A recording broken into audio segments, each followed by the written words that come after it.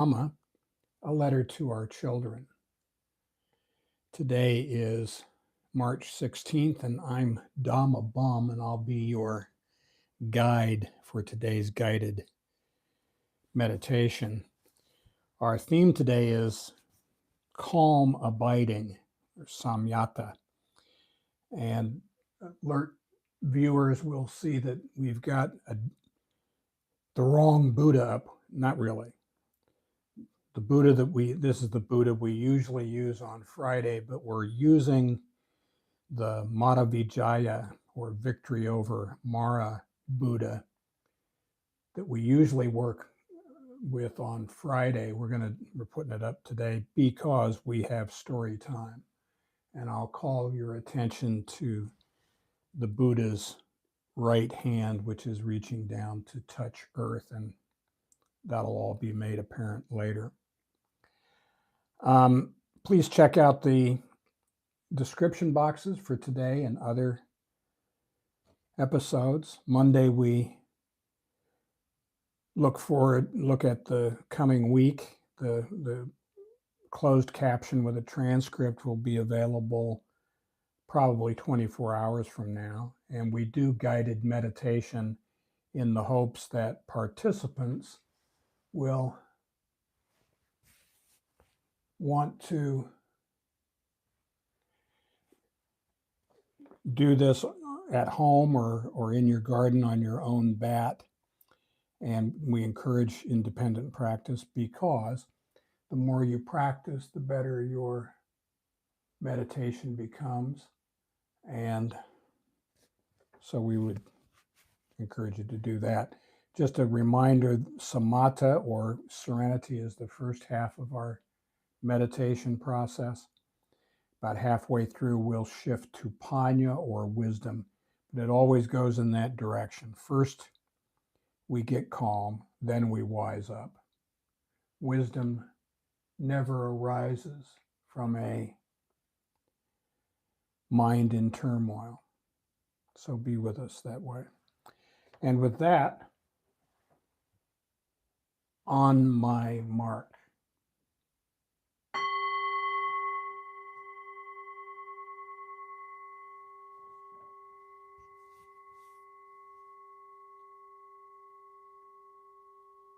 Please find yourself in a quiet spot.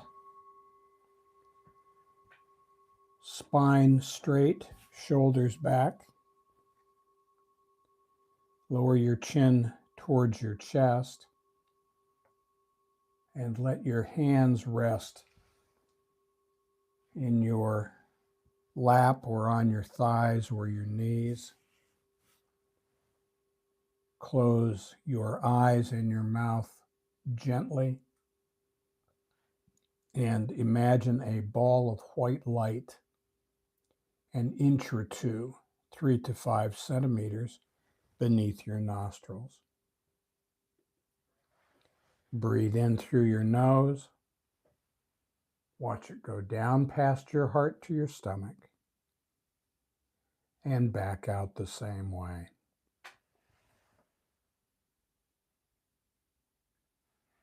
Breathe in through your nose. Watch it go down past your heart to your stomach and back out the same way. Just smooth, natural breaths for you. Don't worry about how fast or how deep you're breathing.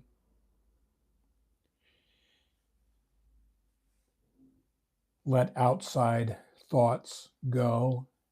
When they intrude, gently brush them aside, thinking, no, that's not my business. I'm focused on my breath as it goes in through my nose, down past my heart to my stomach, and back out the same way.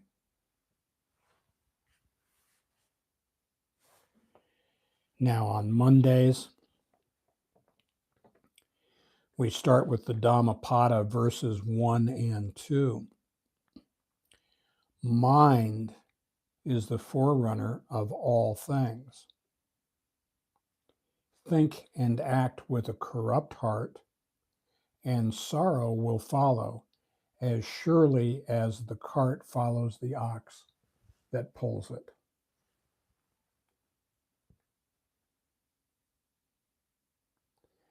Mind is the forerunner of all things.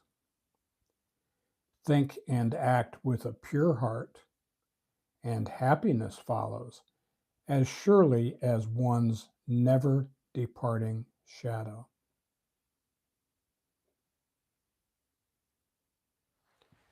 So we are taught that our mind, our thoughts create our moods, our delusions, our obsessions. And that's why we meditate. We meditate to calm our mind and tame our heart. We are as happy as we want to be. Our attitude is entirely up to us, and we are not the boss. That's what the Dhamma teaches us. We look at our thoughts, we examine them, we see them for what they are, and we let them go. If we let go a little, we get a little serenity. If we let go a lot, we get a lot of serenity. And if we let go completely, that is, if we accept life on life's terms, we find complete serenity.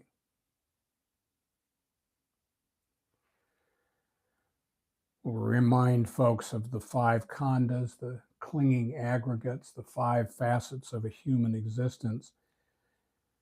And they are our body, our feelings,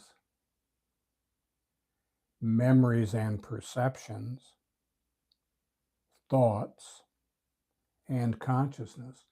And they are all impermanent, unsatisfactory, and not the self. They're like a lump of molten lead, too hot to touch. We cannot touch them on the top or on the sides or bottom. There's no place we can touch them without burning ourselves badly. So we let them go. We see them as impermanent, unsatisfactory, and not the self. Let's remember our monkey mind and our thoughts seek attachment. Instead, we relax into non-attachment. We abide. That's Samyatta. Fonzie is cool, but the dude abides. So we relax back into the now. As meditators, we have 3 duties. Our first duty is mindfulness. And in this group, we are mindful of the ball of light. We listen to the Dhamma talk, not to get attached to it, but to let the words sink into our consciousness. That's our first duty. Our second duty is collectedness or concentration. We focus only on what we are doing now, and when outside thoughts intrude, thoughts of the past, oh, why did that happen?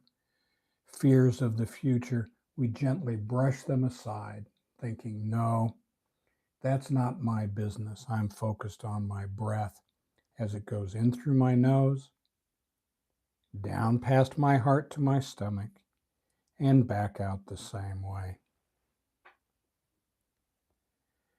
And our last duty as a meditator is contentment. We have a responsibility to ourselves, to our loved ones, to the universe, to be content now, to be at peace. to be clear and transparent.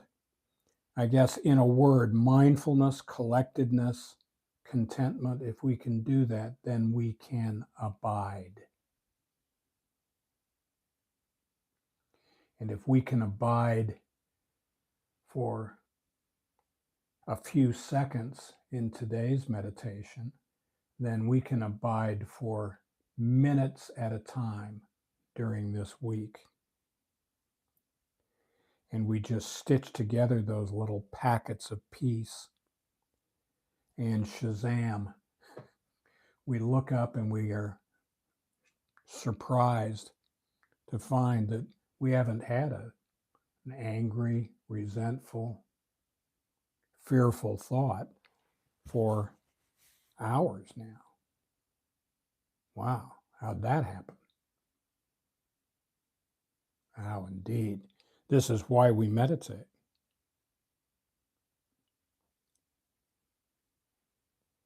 So as we go through this week, we have 4 suggestions. 1, let's be impeccable in our speech. Let's say what we mean what we say, but don't say it mean.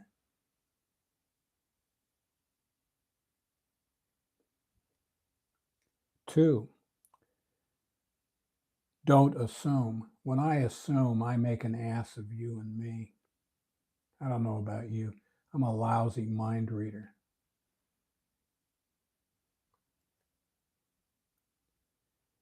3, Q-tip, quit taking it personally. The universe has got bigger fish to fry than screwing up Dhamma Bum's day, or your day, or anybody else's, really. This is the way life is, period. And finally, let's do our best this week. Now, as we move into Panya, or wisdom, let's recall that March is right intention. And the Dhammapada, verses 11 and 12, tell us this. Those who consider the inessential to be essential and see the essential as inessential don't reach the essential, living in the field of wrong intention.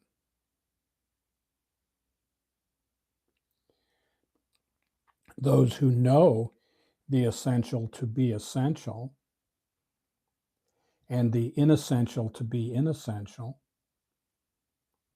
reach the essential, living in the world of right intention. So the Panya stream, the wisdom stream within the Eightfold Path, is right view. This is the world we live in. And right intention. What am I trying to do?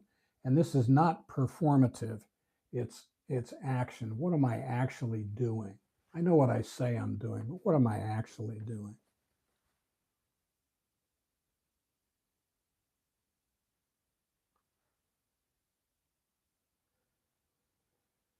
The knowing of the Buddha,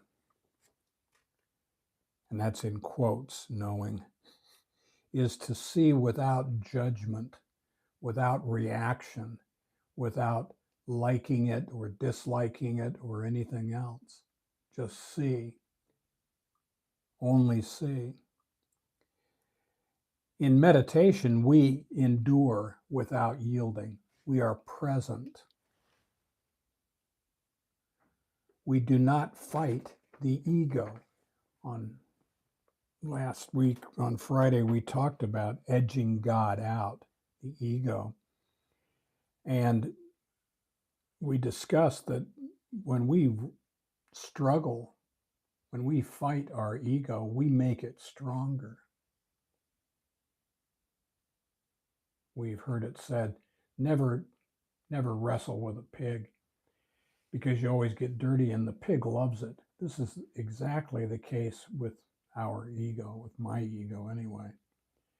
Anything that if I pay any attention to it at all, it sucks me out to sea. I need to not do that.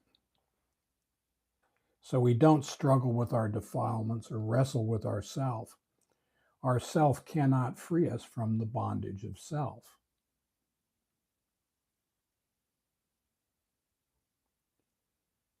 We don't fight, we disappear, we detach. Make a whole. When we're sitting in meditation, let's make a whole. Now, I promised a story. When Siddhartha, who was to become the Buddha, attained enlightenment under the Bodhi tree, he was attacked by Mara, who is a demon.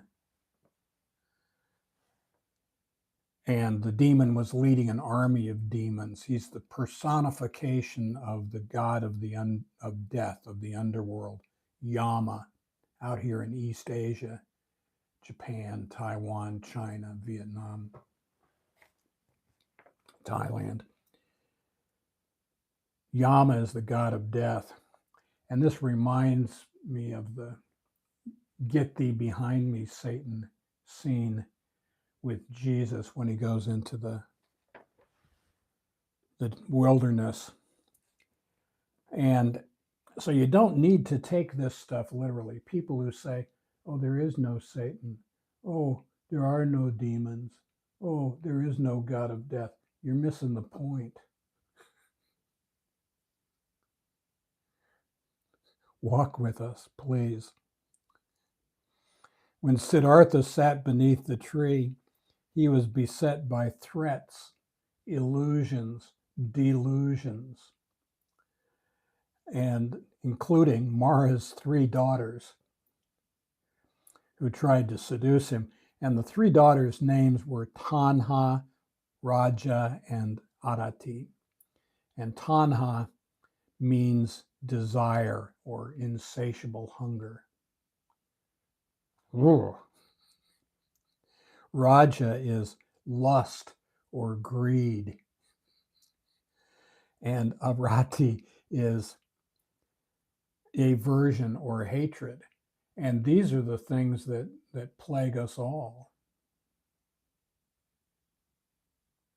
Says in another place that the 3 gates to hell, the hell that you don't believe in, are anger, greed, and lust.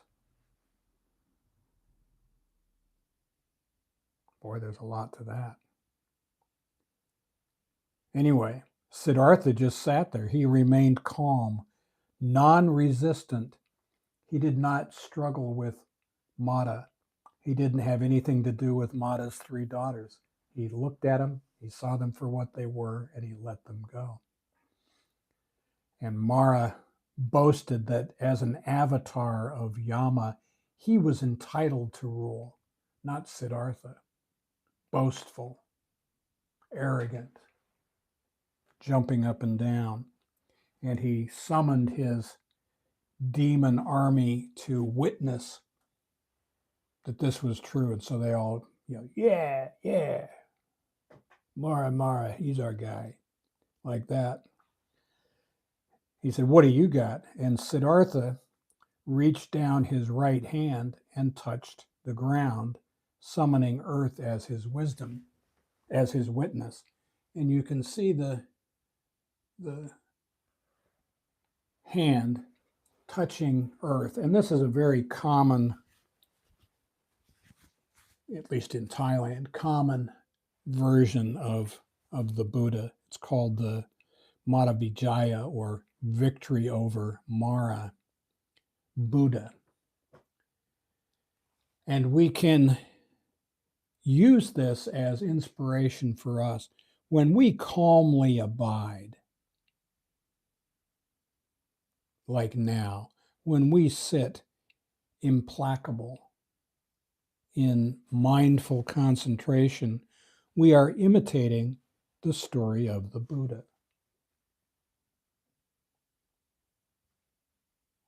When these outside troubles pester us, make a hole, let them go through, Let him go out, bug somebody else. Singleness of purpose. We are here to abide, to be at one, to be copacetic, to be content. This is what we're doing. Our purpose in life is selfless service to God and to our fellows, our family, the people in our life. We are here to serve them, not the other way around.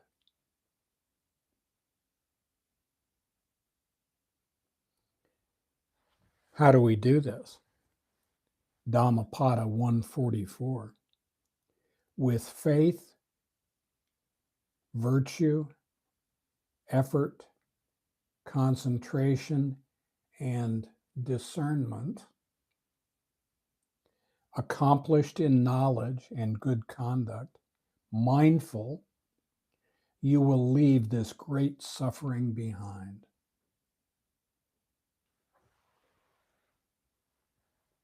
There is suffering, but it's caused by attachment.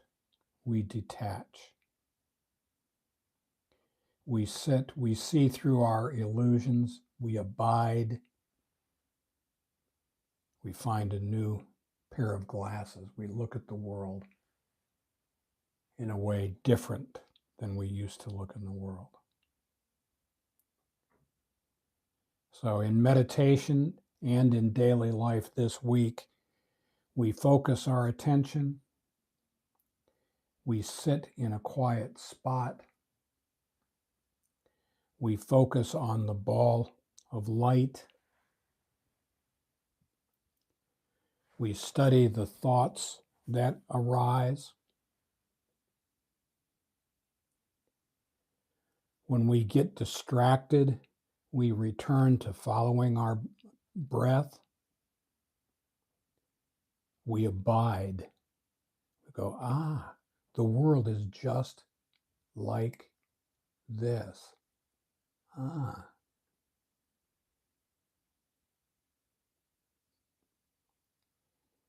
And we suggest doing this daily. Start with 10 minutes and flex up. Rinse, lather, repeat. Do it every day. It doesn't have to go on and on.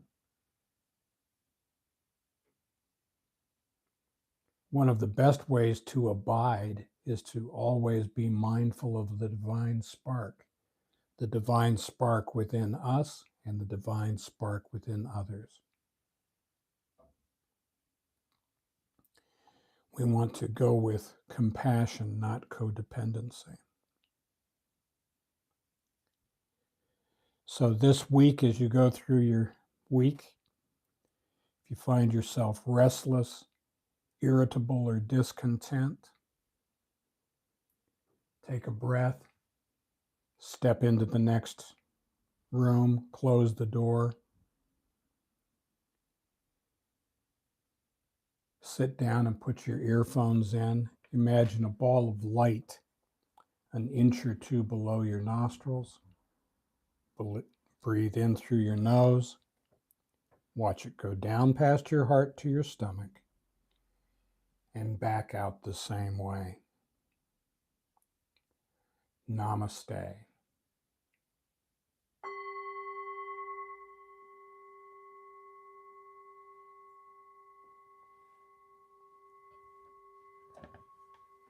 Okay. So, thank you for coming. Thank you, Mrs. D, for the cherry blossoms. They're not in full bloom yet, but she got a few. A big thank you to Glenn and Brian and Mike, to Sam, Eriko, have a safe trip.